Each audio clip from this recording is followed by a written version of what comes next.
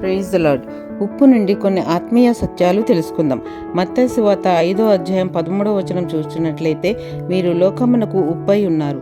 ఉప్పు నిస్సారమైతే అది దేని వలన సారం పొందును? అది బయట పారవేయబడి మనుషుల చేత తొక్కబడుటకే కానీ మరి దేనికి పనికిరాదు. ఉప్పు వాతావరణాన్ని బట్టి నిస్సారం అవుతుంది.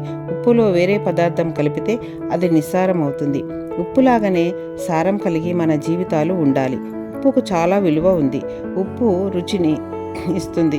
ఉప్పు కరిగిపోతుంది. ఉప్పుకున్న లక్షణాలు కలిగి యేసు మనకు రుచిని అందించారు. మనము లోకానికి ఆ రుచిని అందించాలి.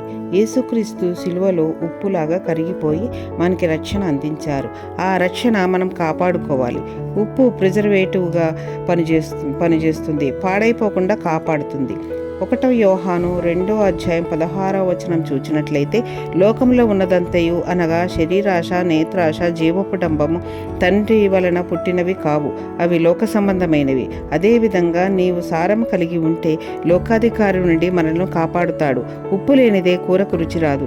ఎన్ని మసాలాలు వేసినా సరే ఉప్పు లేకపోతే రుచి రాదు. ఉప్పు కూరలో వేస్తే కరిగిపోతుంది. అది కంటికి కనపడకుండా కూరకు రుచిని అందిస్తుంది. అదేవిధంగా నీ హృదయంలో యేసు ఉంటే కంటికి రెప్పలా నిన్ను కాపాడుతాడు. ఉప్పు తెల్లగా ఉంటుంది. పరిశుద్ధతకు సాదృశ్యంగా ఉంది. దేవుడు పరిశుద్ధుడు గనక మనం కూడా పరిశుద్ధత కలిగి ఉండాలి. మనం అందరం ఉప్పుకున్న లక్షణాలు కలిగి ఉండాలని దేవుని కోరిక. మనిషికి శ్రమలు రావడం మంచిదే. శ్రమలు వచ్చినప్పుడే మానవుడు దేవుని దగ్గరికి వస్తాడు. నిస్సారమైన జీవితాన్ని సారం చేస్తాడు. బైబిల్ గ్రంథంలో చూచినట్లయితే సంసోను మొదట ఉప్పుకున్న లక్షణాలతో సారం కలిగి బ్రతుకుతాడు. తర్వాత చూసినట్లయితే వ్యభిచారితో సాంగత్యం చేసి నిస్సారంగా మారిపోతాడు.